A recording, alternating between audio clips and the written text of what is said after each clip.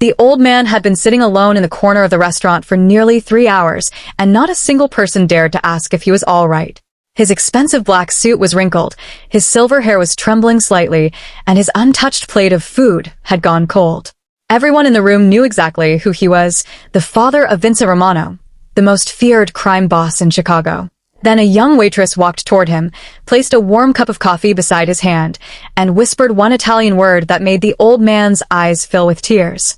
If you believe that kindness can reach even the hardest hearts and that everyone deserves a second chance, take a moment to like this video, share it with someone who needs hope, and subscribe to the channel for more emotional stories. The restaurant was called Bella Vista, an elegant Italian restaurant hidden between the tall buildings of downtown Chicago. It was the kind of place where wealthy businessmen held private meetings, celebrities came for dinner, and powerful men whispered about things ordinary people were never supposed to hear. But that rainy Thursday evening, the entire restaurant seemed unusually quiet because Anthony Romano had arrived. Anthony was 78 years old, the father of Vincent Romano, a man whose name alone could make people lower their voices. Vincent controlled businesses across several states, but rumors followed him everywhere. Rumors of illegal deals, disappearances, threats, and violence. Nobody at Bella Vista knew which rumors were true, but nobody wanted to discover the answer. Anthony sat at his usual table near the window, staring at the rain sliding down the glass. 2 bodyguards stood several feet behind him, watching everyone who entered. The manager checked on Anthony every few minutes, but never spoke more than necessary. The waiters avoided eye contact. Even the chef became nervous whenever Anthony's name appeared on the reservation list. Anthony seemed to notice everything, and yet he looked more alone than anyone in the room. 24-year-old Grace Bennett had been working at Bella Vista for only 6 months. She was raising her younger brother after their mother passed away and worked double shifts to keep their small apartment and pay his school expenses. Grace had learned that life could be cruel, but she had also learned something more important. Loneliness was sometimes worse than poverty. That was why she couldn't ignore Anthony when she noticed his hands shaking beside his untouched coffee. Her manager warned her not to approach him unnecessarily. He told her that Anthony didn't like being disturbed and that Vincent's men could react badly if anyone caused trouble. Grace nodded respectfully, but when she saw Anthony struggling to cut a piece of bread because his hands were trembling, something inside her refused to stay silent. She walked over, gently moved the knife, and helped him without making a spectacle of it. Anthony looked at her with surprise. Grace simply smiled and asked if he wanted something warm to eat. He didn't answer immediately. Instead, he looked down at his hands and quietly admitted that he had lost his appetite. Grace noticed the sadness in his face and asked whether he was waiting for someone. Anthony nodded. He was waiting for his son. For almost 40 years, Anthony had waited for Vincent to become the boy he remembered. Vincent had once been a gentle child who followed his father around the neighborhood, carried groceries for elderly neighbors, and cried when he found an injured bird. But after Anthony's wife died, Vincent changed. He became obsessed with protecting his father from the world. One bad decision became another, and eventually Vincent built an empire based on fear. Anthony blamed himself for not stopping him sooner. That evening, Anthony had come to Bella Vista because Vincent had promised to meet him. It was Anthony's birthday, but Vincent was already 2 hours late. Anthony had received no call, no message, and no explanation. He kept staring at the door as if hoping his son would suddenly walk through it and become the little boy he used to know. Grace returned to the kitchen and prepared something simple from her own childhood, a bowl of warm chicken soup with herbs and bread. She placed it in front of Anthony and told him that sometimes people ate because someone cared enough to prepare something for them. Anthony looked at the soup for a long moment before taking the first spoonful. Then Grace noticed something unusual.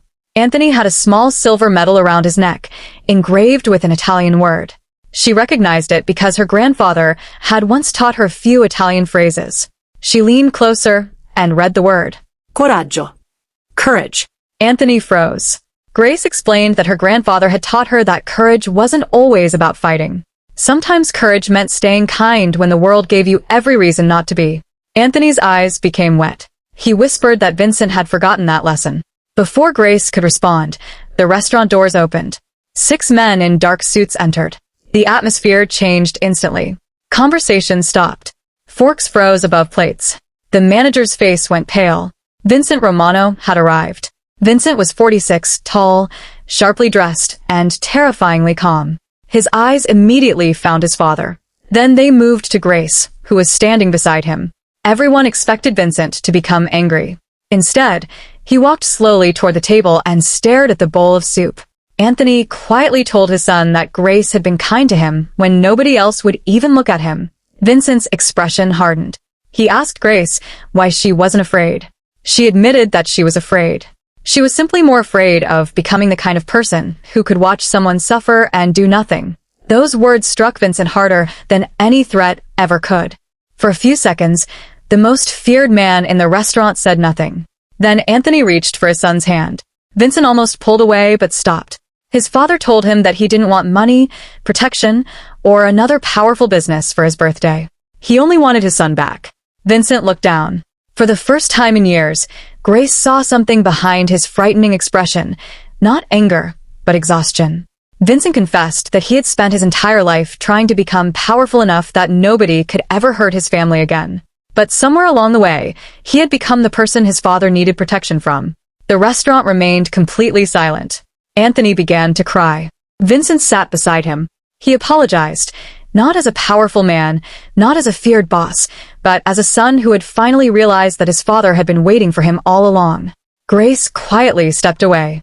But before she could return to the kitchen, Vincent called her back. He asked what she wanted in return for helping his father. Grace said she wanted nothing. She explained that her family had struggled, and she knew what it felt like when people looked away because helping seemed inconvenient. Vincent stared at her for several seconds before asking about her brother. The next morning, Grace discovered that her brother's school fees had been paid anonymously. But Vincent didn't stop there. Over the following months, he began selling several businesses connected to his darker operations and invested the money into legitimate companies. He started attending counseling with his father. He repaired relationships he had damaged and quietly helped families affected by his past. Nobody believed the change would last. But Anthony did. And Grace did too. Years later, Bella Vista became a place where Anthony still sat near the window every Thursday evening. But he was no longer alone. Vincent often joined him. Sometimes they argued about ordinary things. Sometimes they laughed. Sometimes they simply sat together in silence. Grace eventually became the restaurant's manager. Her brother graduated from college and became a lawyer. One winter evening, Anthony gave Grace the silver medal he had worn for decades. He told her that the word engraved on it had once represented courage to him. But after meeting her, it meant something more. It meant choosing kindness when fear told you to walk away. Grace held the medal tightly and cried. She had entered that restaurant as a struggling waitress who believed she had nothing to offer the world. She left that chapter of her life knowing that sometimes the smallest act of kindness can reach places that money, power, and fear never can. And the most feared family in Chicago had learned a lesson from the person everyone in the room had considered invisible. A single waitress had not defeated a mafia empire with weapons or threats. She had simply reminded a lonely father that he was still loved, and reminded a dangerous son that he was still capable of becoming human again. If this story touched your heart, please like the video, share it with someone who believes people can change, and subscribe for more stories about kindness, courage, and second chances. And before you leave, comment "Kindness gives courage" below if you believe one small act of compassion can change someone's entire life. Because sometimes the person we are most afraid to approach is not waiting for a fight. Sometimes they're simply waiting for someone brave enough to say one gentle word. Coraggio. If you'd like, I can also turn this story into a YouTube-ready SEO package with a description, keywords, hashtags, disclaimer, and thumbnail text.